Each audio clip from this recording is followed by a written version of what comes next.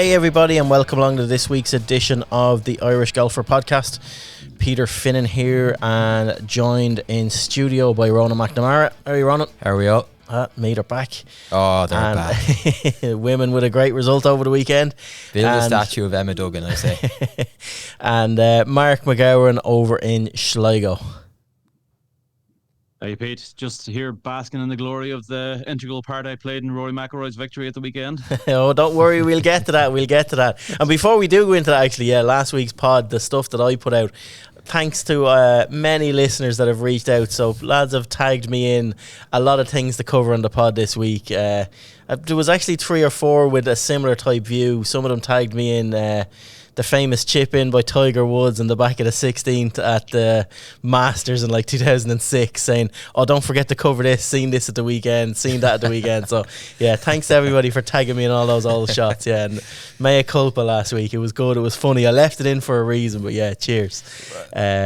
Before we get into it as well, this pod is brought to you in association with Concept Golf out in Blanchardstown. So if you are looking to get fit for any of the latest product, they have all the new TaylorMade QI10, all of the Paradigm AI smoke stuff in, all the new gear out there. And if you're not looking for a custom fit or lesson, they have new indoor golf simulator bays as well that are open. Get down. Mark O'Mahony has such a great shop down there.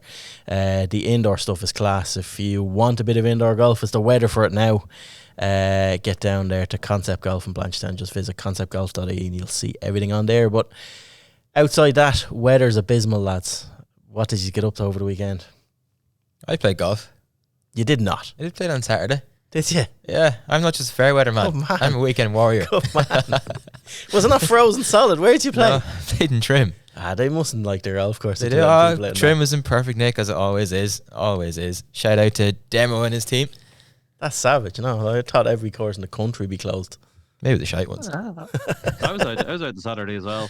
It wasn't too bad here on Saturday, but we were supposed to be playing Winter League on Sunday morning and got the text. The text came through on midday on Saturday, let us know it was cancelled, and I thank my lucky stars.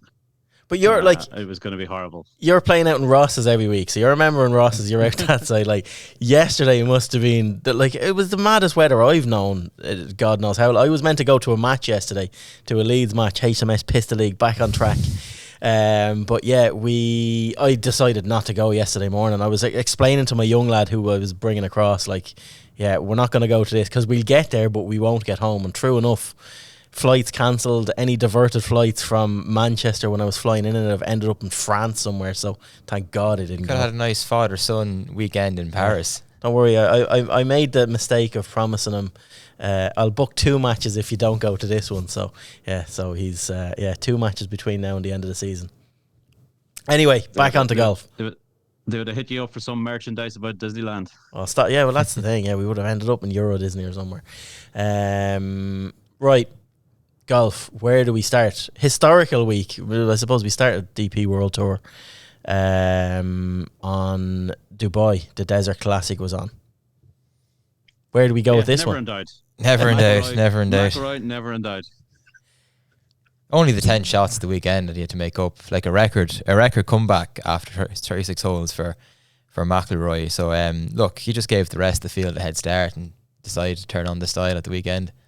It doesn't have to be pretty at all times, doesn't it? And Rory certainly does leave us on the edge of the seat. We did call it last week, like you said straight out, he'd probably come out and win. Like, he's expected to win these tournaments, but that expectation is bonkers. That was a decent field again. It was a good field and on a brilliant course. Like the course setup for the week was, outstanding. Golf, as it should be, rewarded for accuracy off the tee, not distance. You have to plot your way around the golf course, and when you do, you can access really tight pins. But you can't do it from the rough because you'll be punished. So, I think 14 under, was the winning score. Is just a great score to win a tournament. But I think McIlroy was 4 shots ahead with 6 holes to play, and I was about to flick it off and go out and do something else with my day before the storm came in. Then all of a sudden he bogeys that par 5, and you're like, right, I may sit down here for the next hour. This is far from over. But in the end, it was a comfortable 1-shot victory. He navigated the 18th hole really well, kept the mistakes out of the way, and look, he was a deserving winner. He said it himself, if I shoot 2 67s, I'll win the golf tournament. Now he went one better on the aggregate. But it just shows you, like, when McIlroy is coming up the leaderboard, he strikes fear into fellas. Now, whether he gets over the line or not is another question, but like, he's a dominant factor. Yeah, it was. I'm going to call out exactly what Mark said about why he said he inspired. So straight up, I've gone to the tweet here. So Mark put out a story after, I think it was the first day. Rory McIlroy rolled in. Round. Yeah, the second round, was it? Okay, so even worse. Yeah. So Rory McIlroy rolled in a 22-footer on the final hole to better his day one efforts by a single stroke, but it looks as though a fourth Dubai Desert Classic victory is beyond his reach. That's almost as bad as Siwoo Kim. That aged well. I'm going to be looking over my shoulder now for the next couple of weeks, making sure I don't make any cock-ups. But look, sometimes he just needs a little bit of a kick up in the hole, and I'm glad I provided that, you know. But it was unreal what he did. Like, he covered 27 holes from the start of round 3 in 12 under. Like, phenomenal.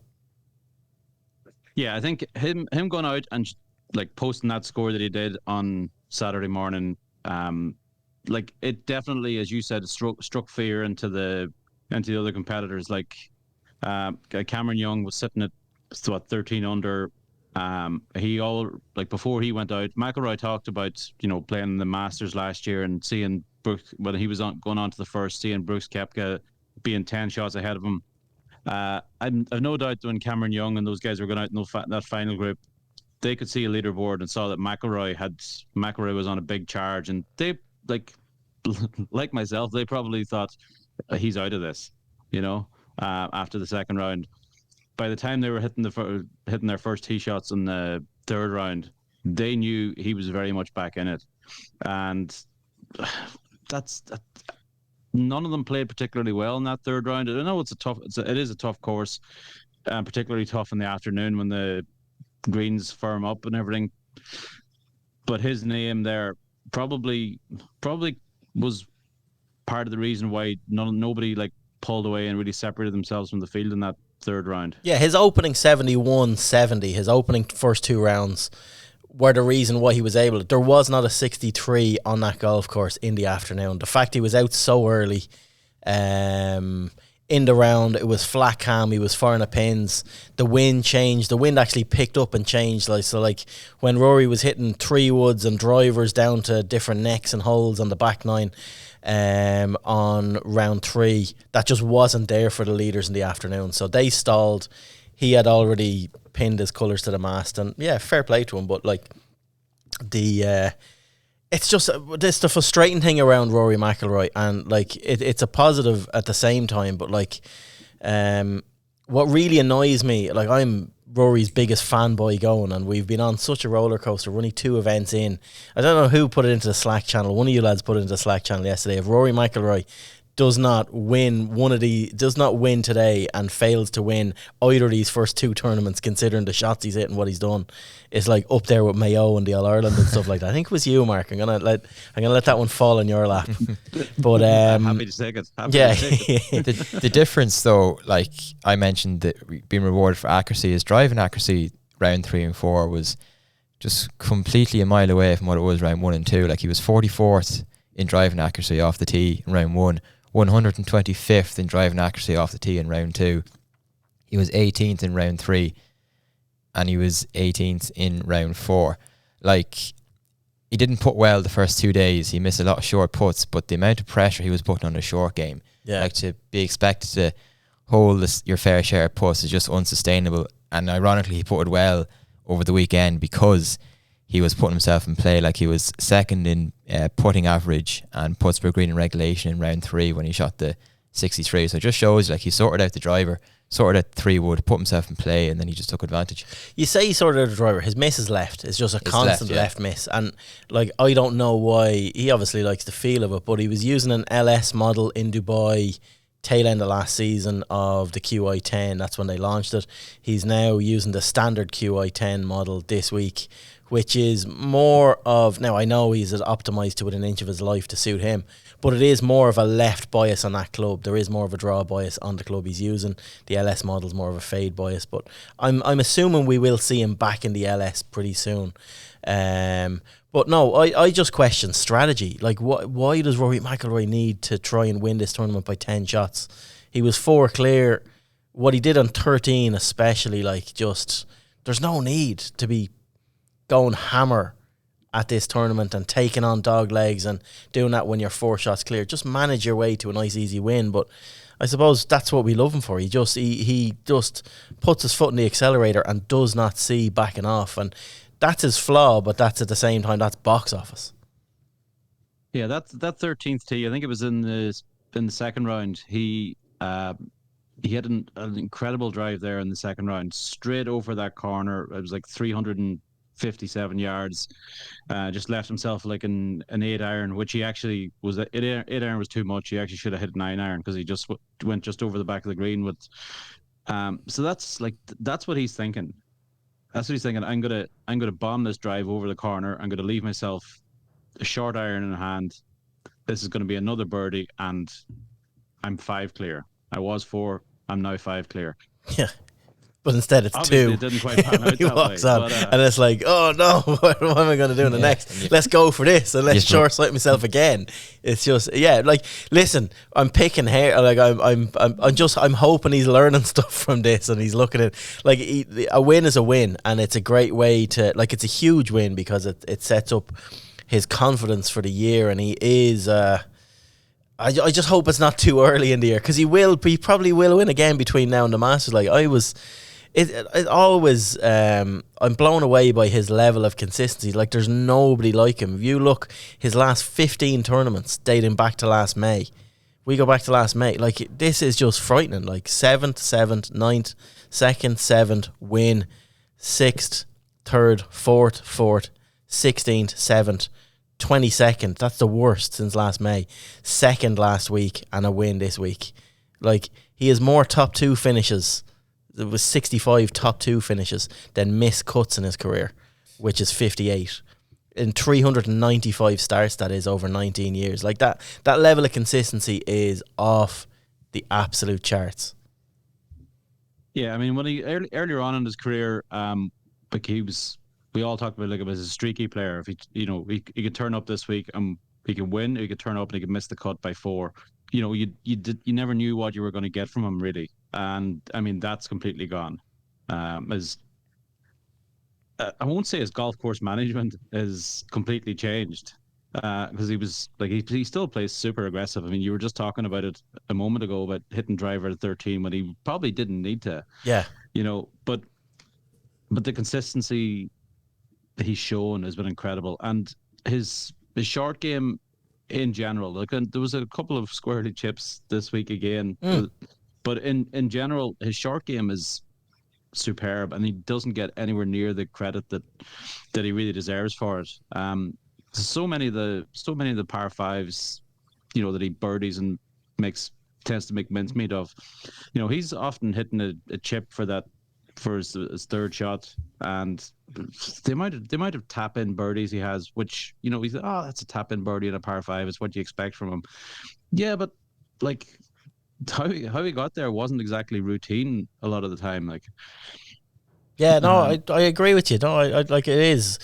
That's he lives on the edge. He does not, like, statistically, he takes on more of these high risk shots than most other players in the field, because he's good enough to do it consistently, but he lives on the edge. It goes wrong the odd time. I just found it even funny playing up the last. Like, I know it would have been a horrible thing to lay up on, but he's only hitting a 4 and into the green. But, like, statistically, I would have thought the safe play was lay up, hit your sand wedge in, and he laid up on the 2 of the par 5s the day before. He actually laid up on, left himself sand wedge, lob wedge, gap wedge in, and had birdie on both holes. I just thought he'd do the same. Choice, though. I know it wasn't by choice, but it should show him that his wedge game is sharpening up. He just seems more confident with a 4 in his hand than a sand wedge. I think he said that as well, walking up the 18th.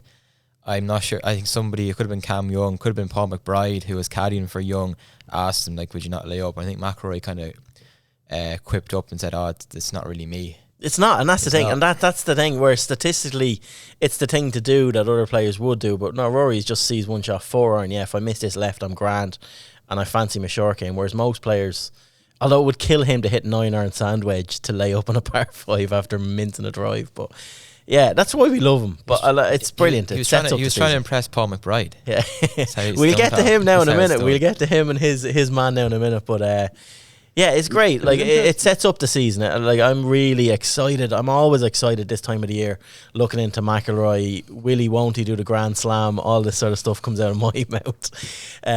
No, but like it's between now and the Masters. I do feel he'll win again. I just hope it's closer to the Masters and not he comes out and wins like early doors in the PGA Tour, and then it's all this builds up, and he's trying to maintain a certain level of form. But I don't know. It's brilliant. It's brilliant in one way, and then it's just it's head wrecking on the other side of the fence. But yeah, it was interesting. He said in his post tournament press conference that Brad Faxon, who's McIlroy's putting coach, had sent him a couple of videos after the second round, and that he said Faxon said to him, he said, "Look, and usually I don't bother you in the middle of a tournament at all," but he sent him a couple of videos, obviously like videos of McIlroy putting in the tournament, and he said he just noticed a couple of things. And I mean, he didn't putt particularly well over the first 2 days, missed a couple of short ones, and then I mean he putted really well at the weekend. So he said whatever, he didn't allude to exactly what Faxon had highlighted, but he'd obviously noted some small little things that he was doing wrong. And I mean, well, like it definitely paid off, obviously. No, 100%. Faxon, I think anytime Faxon sees anything and is maybe texting Harry Diamond on the course or something like that in the future rounds. No, it worked out well for him. It did work out well for him. Like another thing, it's the uncontrollables that worked out well for Rory yesterday as well. Whereas, like if Rory, he didn't. Like he made awful mistakes at bad times and he got away with it yesterday. It's still a win, and I'm not trying to talk it down at all, but you look what was chasing. Like Moronk just made a cardinal error. I think it was on 16, wasn't it, when he put it into the water. It was just... No, that was on the front nine. I think it was on the 7th, maybe. 7th, no, but even down the stretch on 16 as well, then he dropped a shot, just made a bad bogey on that. And that was pivotal time. Now, he did bogey the last to make it back up, but that was at a time when McIlroy was struggling a bit. You look at stuff like that, you look at what Cam Young did, like the fact that he's coming up against guys that are making mistakes around him that mightn't necessarily happen in other tournaments. But I'm not talking it down at all by any sense. But yeah, Cam Young was like his 74. This is just an ongoing thing. How does Cam Young not have a win to his name on any tour? It's mad. Like he hasn't won since the Corn Ferry, and he's had plenty of chances. And to be fair, I'd give him maybe a slight pass on this one. Like he's had a poor run of form. The other side of Christmas, like he hadn't had many top 10s since the Open. I think he hadn't had a top 10 since. So I think just getting back in contention for him was a step forward. But once McIlroy put the pressure on, he never looked like winning at all. No, like you weren't. It was Moronk you'd be worried about coming up behind McIlroy. You weren't any worried pressure about Young at all. Yeah, once there was pressure put onto Young and he was playing with McIlroy, like McIlroy threw in a few birdies around the front nine, and that like Cam was just, he looked shell shocked in the front nine, couldn't get settled at all, no birdies. He missed a lot of short putts. Like the second was a disgrace. Like literally like 2-3 foot. Like we were waxing lyrical last week about Rory missing a short putt like that. It was just... Yeah, but it's a trend with Cam Young. I really do hope he wins, and I hope because he's such a good ball striker, he's such a good player, but in the heat of the hunt, he just wilts. Like, it's funny, he'd nearly be as likely to go and just spring a surprise and win a major than he would be a tour event, because he shows up really well in the majors. He did, obviously, a couple of years back. Like, he's still only 26, 21st in the world. It's some world ranking for a fella who's never won. Yeah.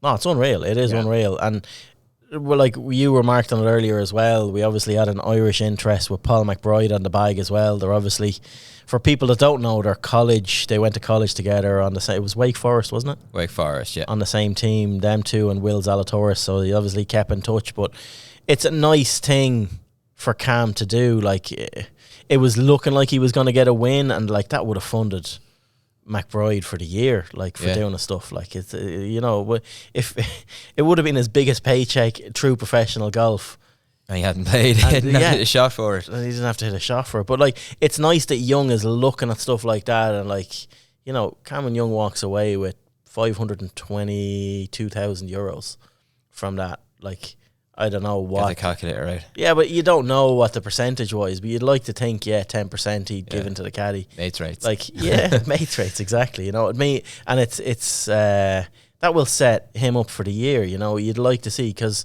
I'm sure someone like Paul McBride is looking at his own playing career and looking at what some of his peers are doing and saying, right, I'm going to give this another year, another 2 years max at trying this, and then I'm going on a different route, and that's it. Yeah. So maybe that money will extend 100%, and that's what you'd like to think. It's brilliant. It's great to see, and they were having fun going around. You could see that as well. So no, it was really, really nice to see. Yeah, I was kind of rooting for Cam Young just for that regard. Like, it was funny. Like, I love Moronk as well, so I would have been happy enough with whoever won yesterday. All we needed was Paul Yannick to pop up there now for you, dude. No, but it was good from that sense. I found myself, and I know I put it into the Slack as well, I found myself rooting for Neiman coming down the stretch. I just wanted to see him try and push into that top 50. We rarely get to see him anymore, and he's such a talent, and he's just wasted on Live. Yeah, it was a good week for Tom McKibben as well. I know it was 14th in a Rolex event is never bad. It was really good. I was doing a bit of looking at some of his stats, and like, his consistency for a young player at 21 years of age is really, really good. Like, everyone harps on about the Højgaards, but like, he's extremely consistent, extremely solid. No miscut in the last 9 events. Has come out the first 2 events of 2024. T25 and T14, like, very solid. That's it. You look at his season like his last 4 events. So Australian PGA Championship tied 67th.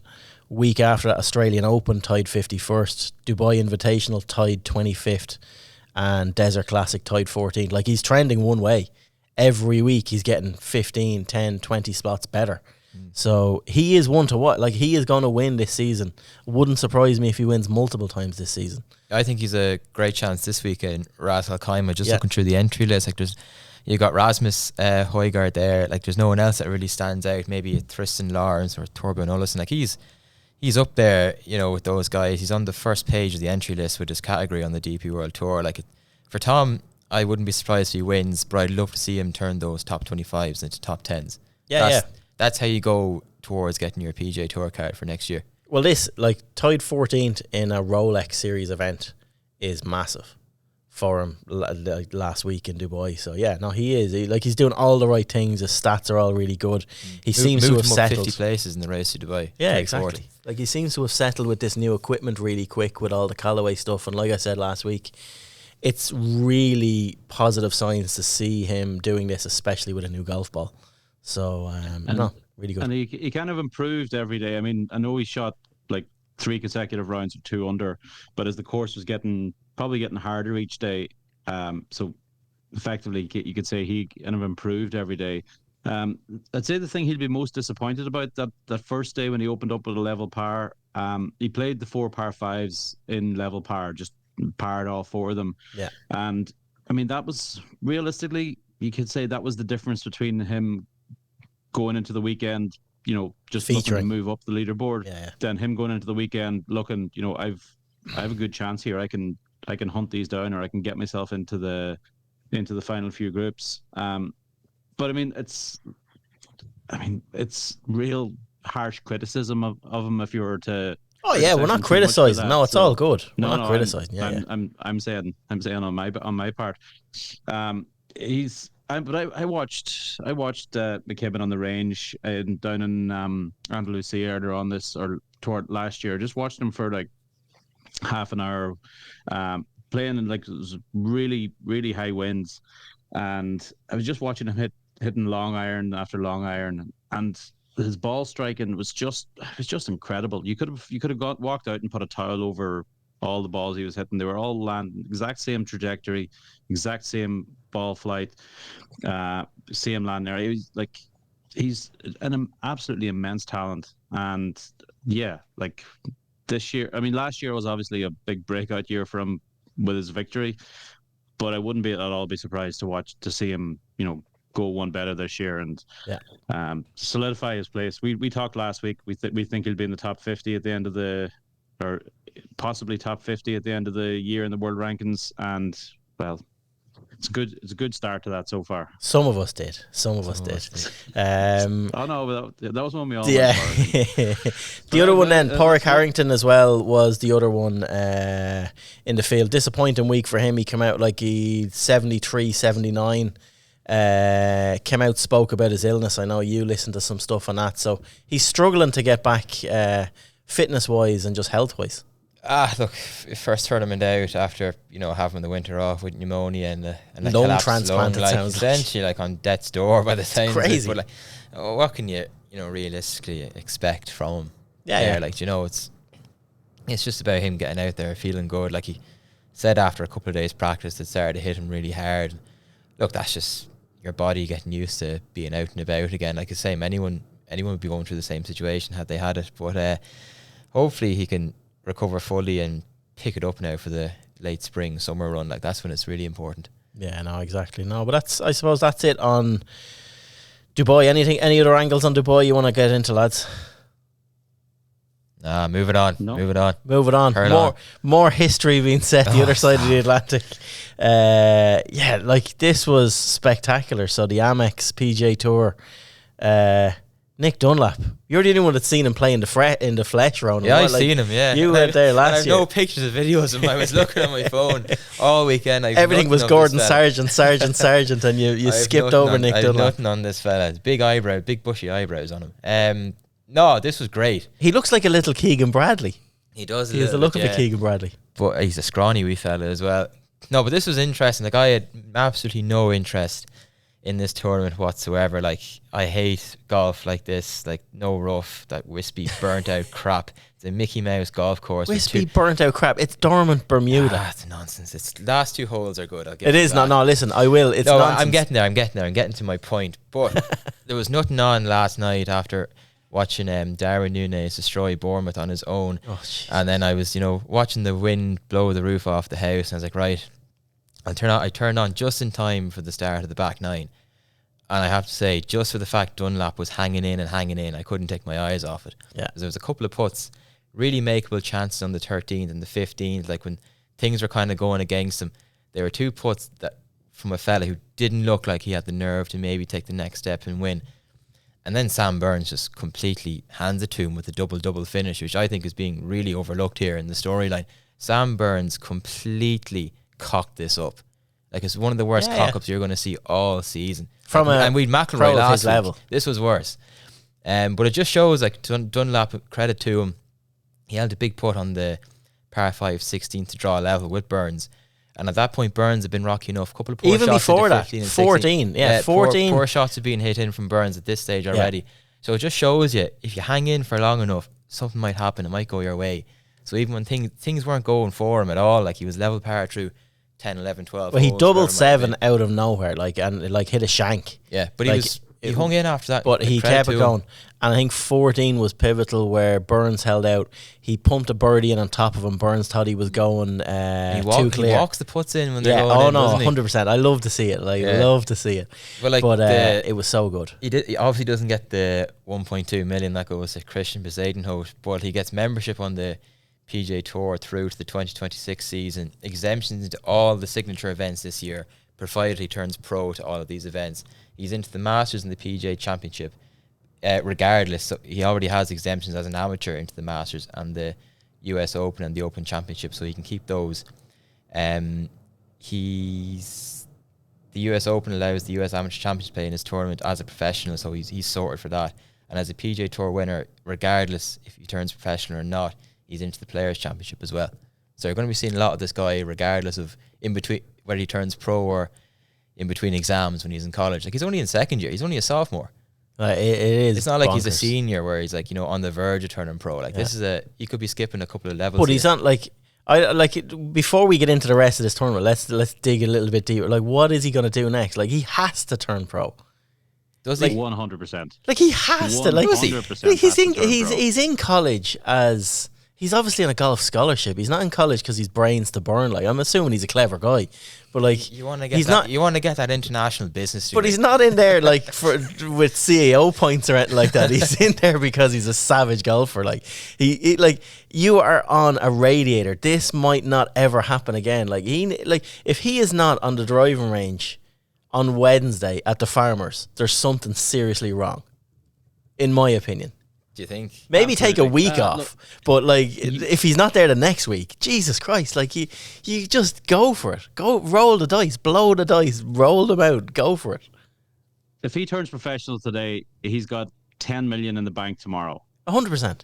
Yeah. Because when Matt Wolf turned pro a few years ago, I mean, Wolf was obviously a big story coming out. Everybody was kind of expecting big things of Wolf, but Wolf's immediately signed like a 5 million contract with TaylorMade and Adidas. 5 million a year, that was. Like, Nick Dunlap, courtesy of the victory there yesterday, is already a level above that.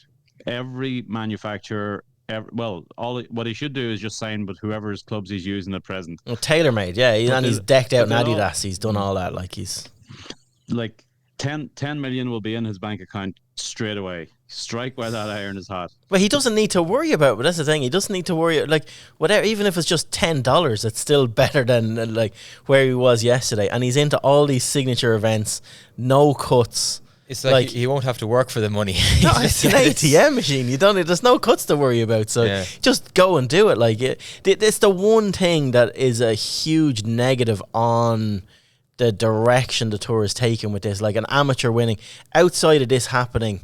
Like I never would have watched a shot of this tournament. I just wouldn't unless I was all in Dubai. The fact that he was up there and it was a different storyline I was watching is, I was keeping an eye on Shane Lowry and what he was doing. But storylines like this will not happen again. Like, enjoy this.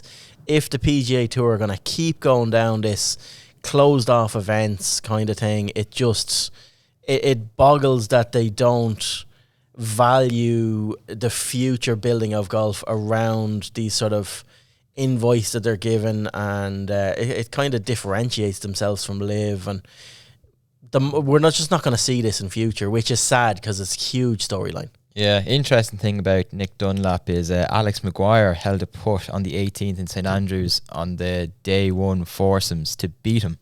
Yeah, in the Walker Cup. That's interesting. Penny for his thoughts. Yeah, well, he's kicking on with his career as well. They're all moving on, like.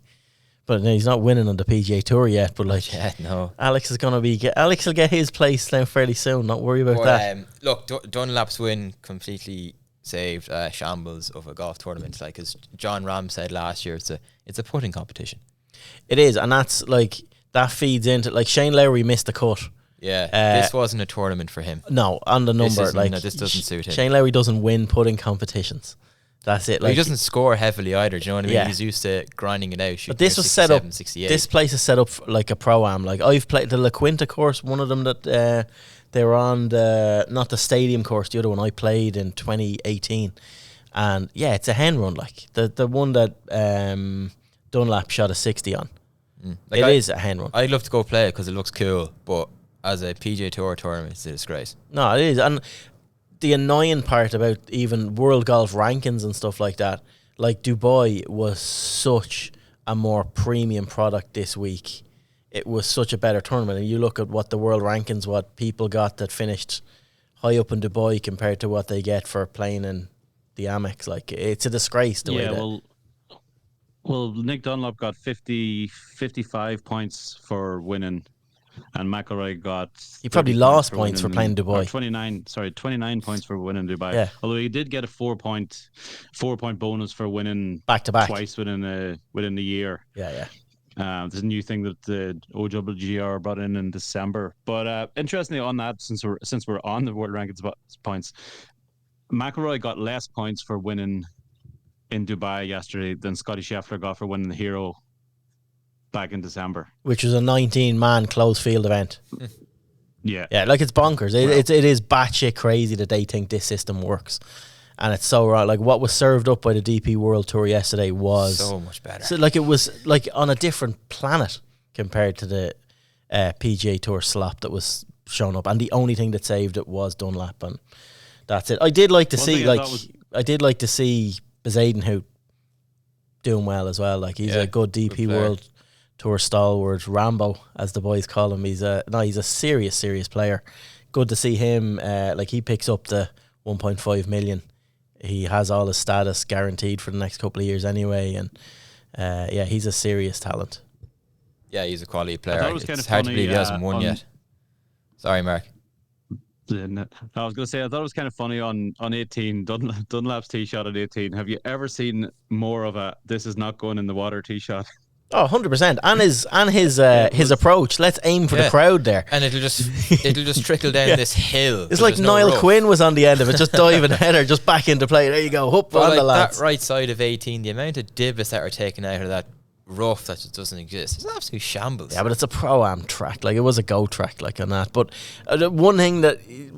two takes from yesterday from me from this tournament. Nick Dunlap, the real deal. This is brilliant to see. First amateur win on tour since Shane Lowry on any tour globally like that. It's like unbelievable.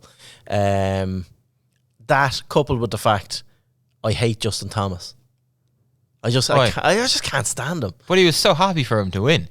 Ah, yeah, that's it. It's easy to be happy for him to win. That's feeding into the frat I'm boy American. Oh, we went to the same college. Are we bum chums? Yay.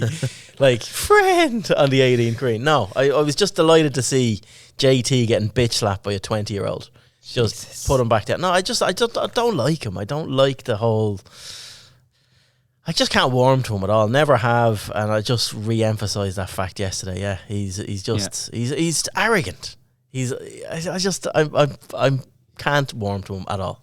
You're a disaster. As a man well known for my irrational hates of people, I'm 100% behind you on that one. Your irrational hates. No, it was good, but like irrational to me. The nerve of like it's just there is a new wave. There's a tsunami of talent coming through. When you go back to this time last year, like nobody had heard of Ludwig Aberg, or whatever we have to call him, turning pro. Rose Zhang hadn't turned pro yet. She has won her PGA Tour debut.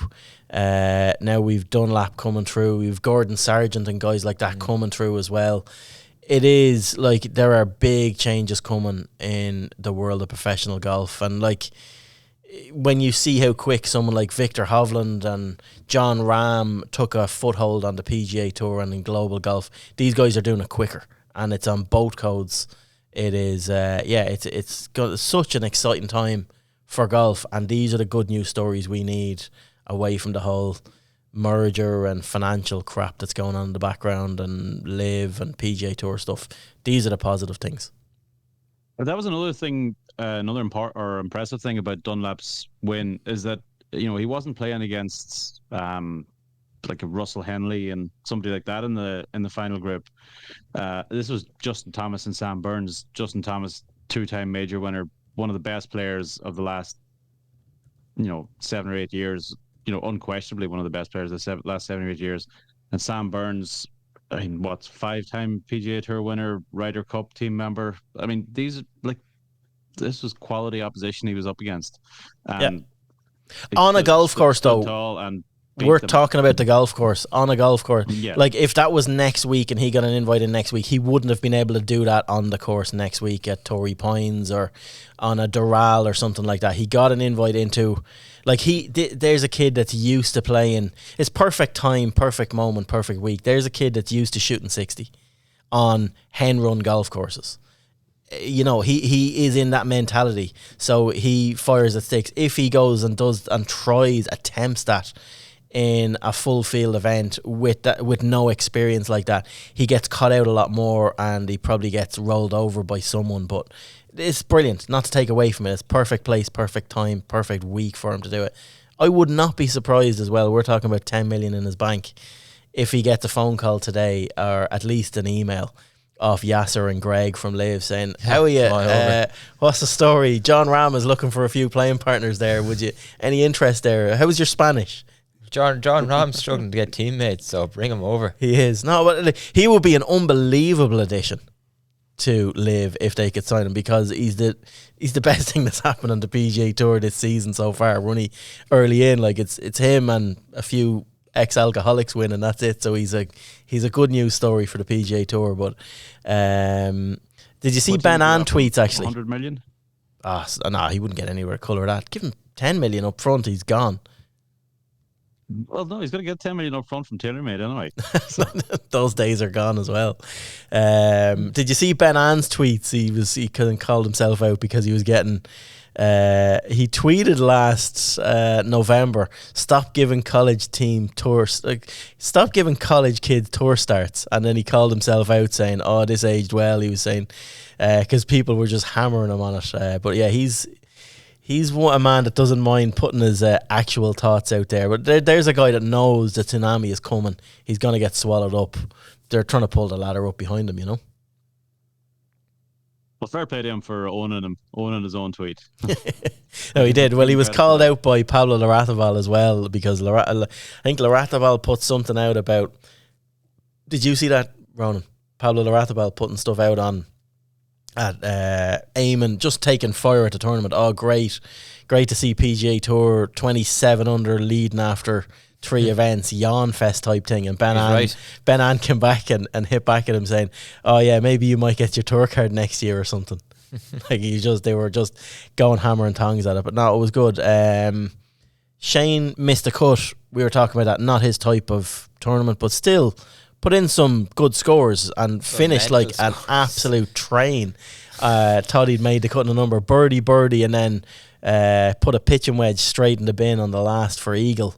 You can't just say that. He was bogey, triple bogey before that as well. I know. Which makes it even more thrilling. Yeah, but that's like he thought he was going to get in on the number, but yeah, it's not his type of week. He will thrive at somewhere like the Farmers this week. You know, he's hitting the ball well. It's not an overall putting competition. You have to plot your way around a bit more than that. So let's see how he goes. And then Seamus Power withdrew. Nothing to do with injury, I'm told. It is just a scheduling thing. He was just feeling a bit tired. Pulled out of this one in favour of playing this week. So he's back in. Yeah, because the PGA Tour is actually is running earlier this week. It's Wednesday to Saturday competition. I think the NFL divisional final matches are on Sunday, so they're just the PGA Tour wisely saying let's stay. I don't think it's anything to do with that. I just think they know they're backing a losing horse if they go up against the Raz Al Khaimah Championship. They know themselves, like, we can't compete with this on Sundays. Yeah, we've more world ranking points, but they have a better quality of field, so they just know. Anyway, right, on to the next. I think that's it from PGA Tour. General roundup. Like, there's a lot of stuff to get to on this. We're 43 minutes in, and there's some hot, juicy topics to get into on this. We could be another 43 minutes on this one. No, we'll start off with the good news story in this first, right? So Max Kennedy came out with some live stuff. Ronan. Yeah, I spoke to him there during the week. He's into his senior year now in Louisville, so he's keeping his options open and went to turn pro. He'd love to play on the Palmer Cup team again this year, which would hopefully give him an exemption to play on the Live Promotions event again, which he played in last month, and narrowly missed out on a place in the final round, which he could have got a card then on Live had he done well in that. But he just loved it. He just loved it, loved the experience, loved to be playing on a really, really good, DP World Tour course, ironically, against lads like Jason Duffner, Kevin Chapley. He just said he was really pleased with how he handled the whole situation. Like, even though he didn't play well on the second day, he still stayed in it, was competitive, and almost got through. Yeah. So he just said he'd love to go and have another bite of the cherry, particularly since anyone playing in it, there's no sort of consequences for playing on the PGA Tour or DP World Tour in the future. Yeah, free roll of the dice, like. We had some wins then as well. We had Ronan Malarney, Toro Tour. The Bull King is back, winning again, getting ready for his Challenge Tour starts. First man to win 4 times on the Toro Tour. So look, he's more history It's the week of the four. The isn't week it? of history, the foursome.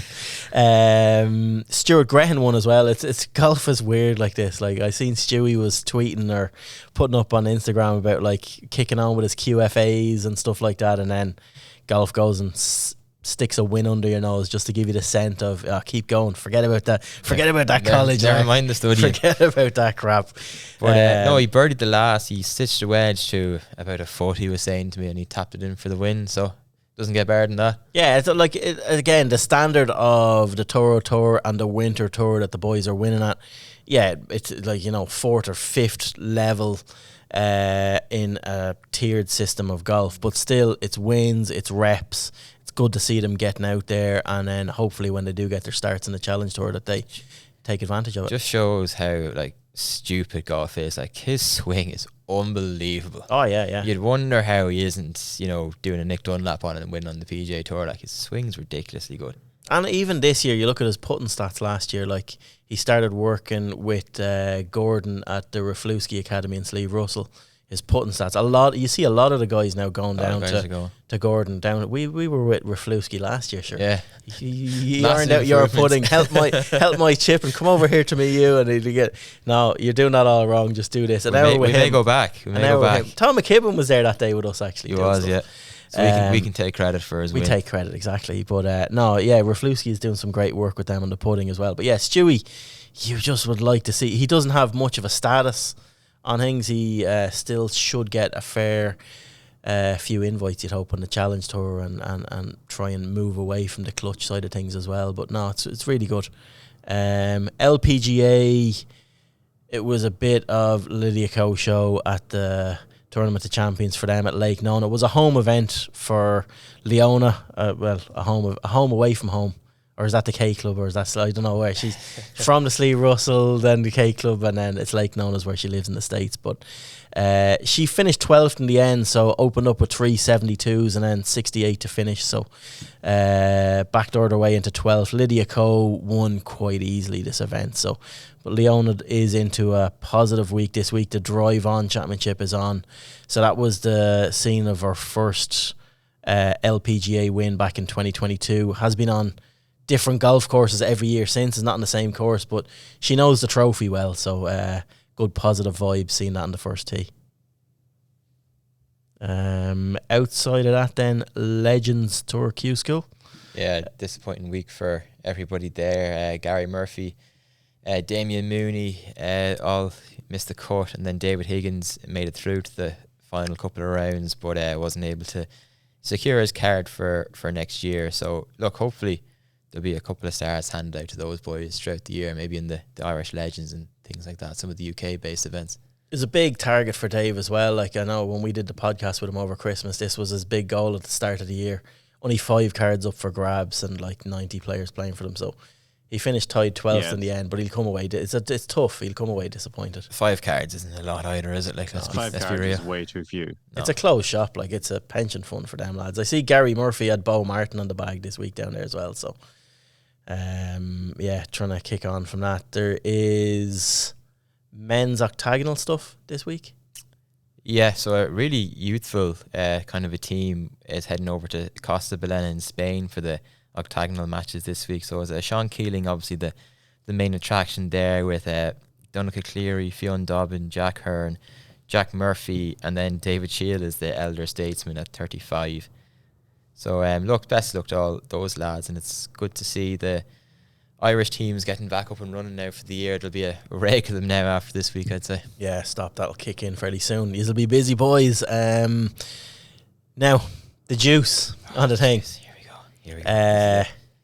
Honestly, I don't know. Is it Hailey Davidson or will we call her Harley Davidson? I don't know what. It's Hailey. So for people who don't know, although I don't know how you wouldn't unless you're living under a rock, she won an NXXT tour event a few days ago, and this tour has a relationship with the Epsom Tour, which is like a feeder tour for the LPGA, which is the tour Leon Maguire came through actually a few years ago. So she became the first trans woman to win a professional women's event 3 years ago, and she's obviously won again, and she's been saying on social media that she's received criticism for her exploits and she's fearing for her safety. So the Scottish native who resides in Florida, she's top of the order of merit on the NXXT Tour with 1,320 points, a whopping 150 points ahead over nearest challenger. So at the end of the tour schedule, there's 10 exemptions will be awarded to the top 5 points leaders to participate in next year's Epsom Tour, which, look, it's more than likely she's going to get that now. Out of the 5 tournaments... So that's like the Challenge Tour? Essentially. Yeah. Out of the 5 tournaments she's played this year, she's placed in the top 2 twice and had a 7th and a ninth place finish as well. And then she went to earn approval from the LPGA in 2016 when she initially started to transition from male to female, and then she wasn't deemed eligible until 2021 when she had a full gender reassignment surgery, which she claims cost her 15 miles per hour of club head speed. Doesn't seem to matter. Davidson is already in the history books, having become the first transgender person to win a professional golf tournament prior to joining the NXXT Tour. Should she reach the LPGA, she would not be the first trans woman golfer to actually play on the top women's tour, after Mayanne Bagger qualified for the Ladies European Tour in 2004. Davidson last competed as a male golfer in 2015, after which she began hormone therapy treatments and underwent gender reassignment surgery in 2021. Begin. Before we begin, though, I think whether you think it's right or you think it's wrong, she is eligible to compete, so it's actually not really her fault. Oh no, 100% it's not her fault. This is golf. What is golf's plan for this? This is like, I would never in a million years line myself for any of my views, both politically or personally, to Piers Morgan. But I did see that she went on like one of the GB News channels or whatever the other day. Yeah. And he came out straight away and just said, he called it a shameful farce. And I actually agree with him 100%. Like, this has the potential to be catastrophic for the women's game. A game that over the last decade we have seen so much goodwill from sponsors trying to put things up, trying to build this up, prize funds growing on the LPGA, trying to get them in line on the majors with men's events, viewership figures going through the roof. They're on a crest of a wave and it's only going one way. This has the potential to torpedo the shit out of it. I just think it's so wrong. I don't know why golf's plan actually allow this and people like this to progress through the professional levels with a chance to get on. Like, she's potentially going to be like one good season away from the LPGA if she does what she's meant to do this year. Yeah, like, she says she's a long way away from that by her own admission, but even then you're calling it maybe a problem down the line. It's a problem that probably needs to be nipped in the bud now that it's come to surface. It's like, she's 30 years of age. You'd think, a lot of the players on the LPGA Tour seem to hit their peak when they're very young. Like, I'm no expert now. I don't want to say the wrong thing, but like, she still has the male muscle, the male physicality. Maybe she might hit her peak when she's 34, 35 years of age. She might still be able to hit the ball as far as she's doing it now. So she could have that advantage if she ever makes the LPGA Tour, which is why it's such a murky area, because we don't know whether she will. So this might not be a problem.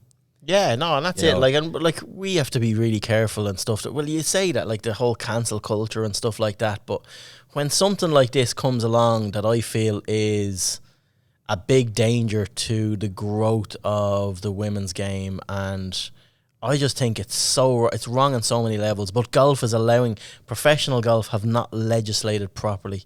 It's not Hailey's fault that the rules allow her to progress and do this, but it's golf's lack of planning for this. It's the women's game lack of planning for this. Like, even looking at the stance of, I don't know why swimming and athletics have different, the Olympics, they all have different mechanisms for allowing transgender people to participate. And like World Athletics have banned transgender women who went through male puberty. Yeah. So maybe, and it is all one way. It is all one way. It affects the women's sport. It's 100%. It's a blight on the women's sport, and it's the women's sport.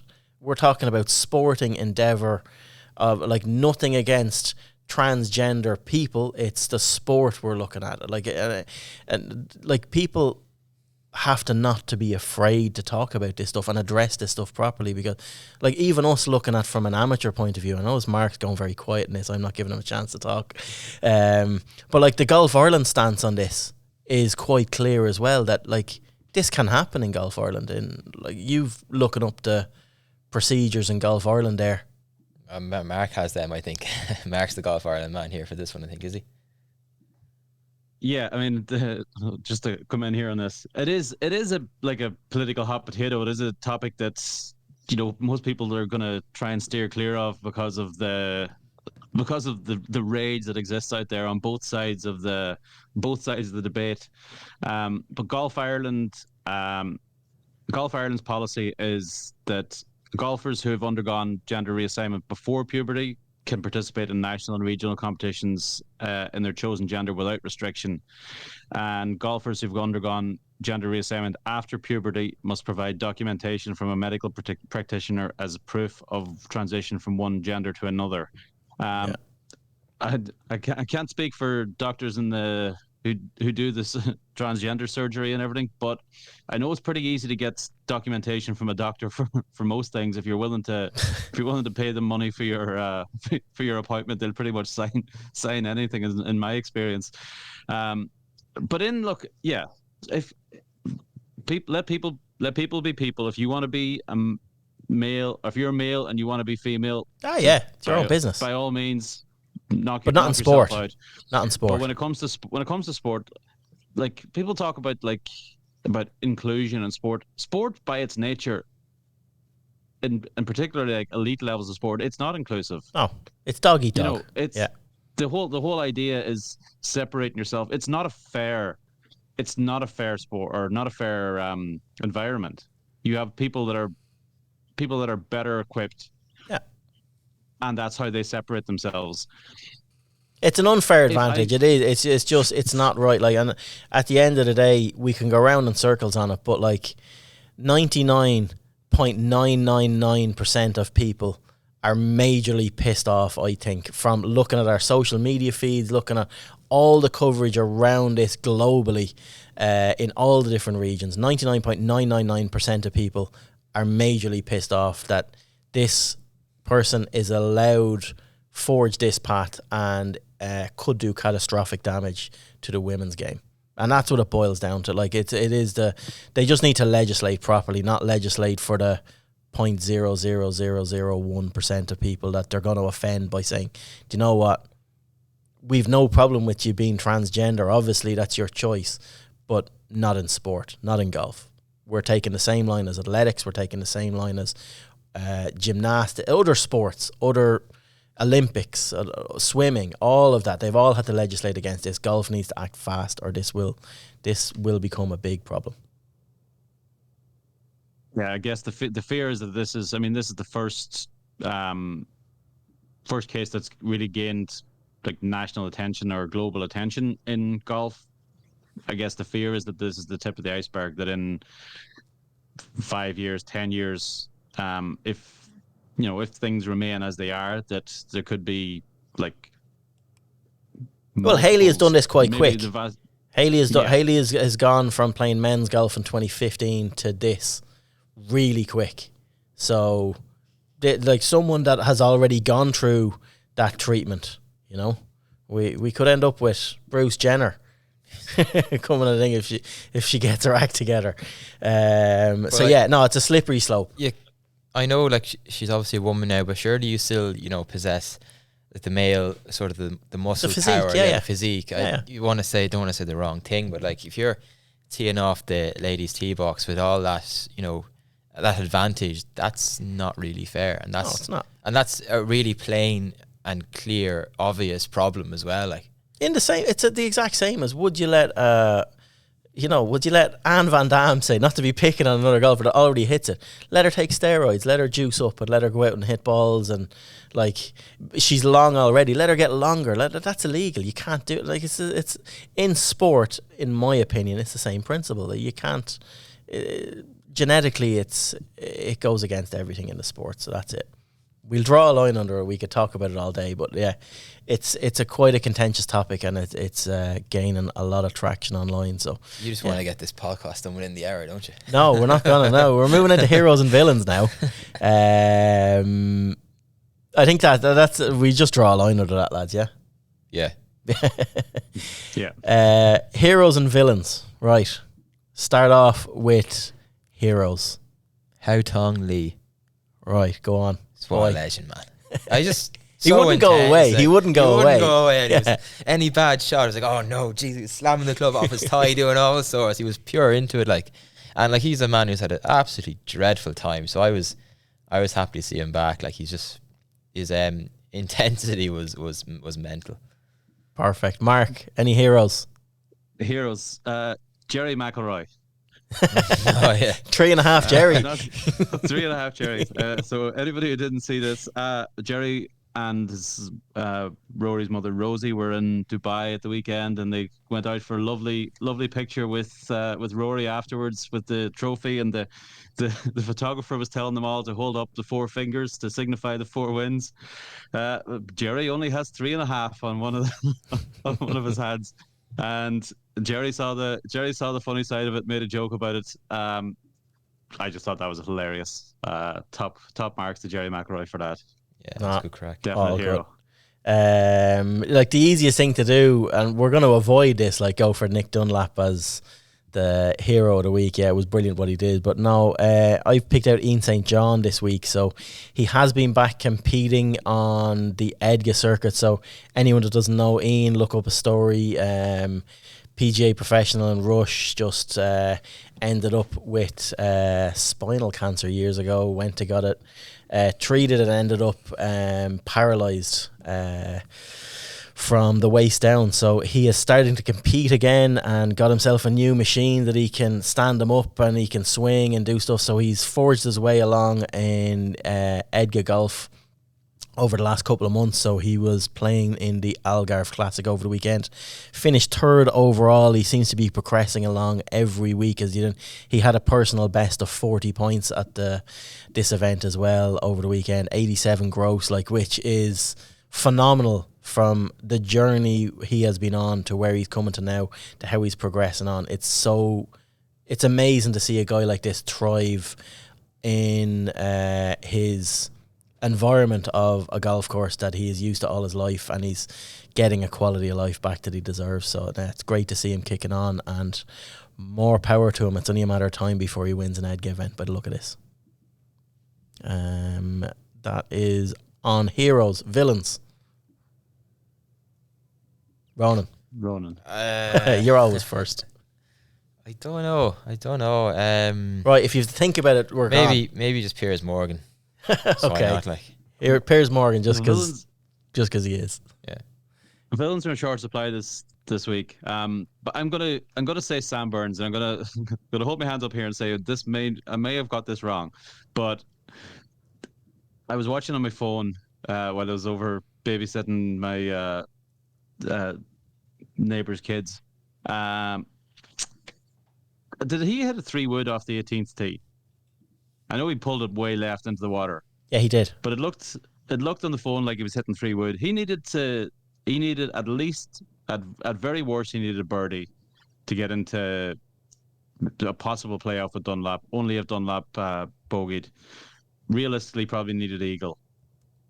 Hit your bloody driver. Yeah, it's a narrow hole though. It is they're all hitting 3-woods. Well, hit it down there and give yourself a chance. Go for the win.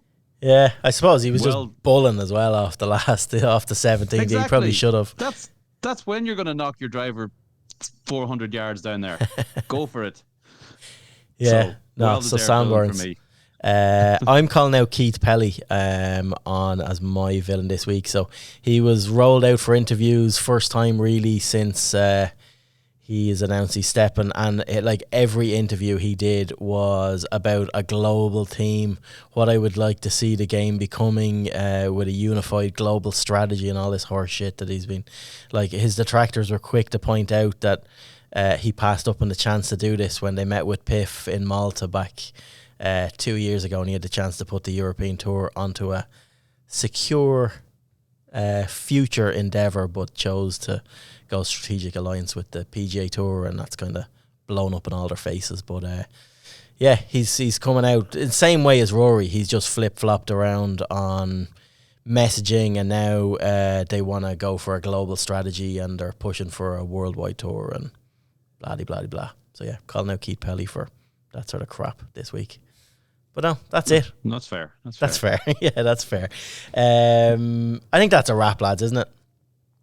That's it, yeah. That's it. We haven't quite kept it to win the hour mark, but we're close enough. So again, thanks to Concept Golf for supporting the pod. We were out and did some driver testing over the weekend with them as well. So that content will be coming onto our social channels and YouTube over the next week or so. We will be doing far more content out there as well later on. And like I said, we'll get Mark on when all the on sale dates over the next 3 weeks are lifted. We'll get Mark on and do specific equipment segment on the pod as well. So cheers to you lads for sitting down as always. Enjoyed the chats. Cheers for you for tuning in, and we will chat to you again next week. I'm off to Orlando, by the way, for the PGA so I'll be enjoying a little bit of better weather this week, and don't come back. Yeah, back with some storylines from that next week. So chat to you again soon. Bye.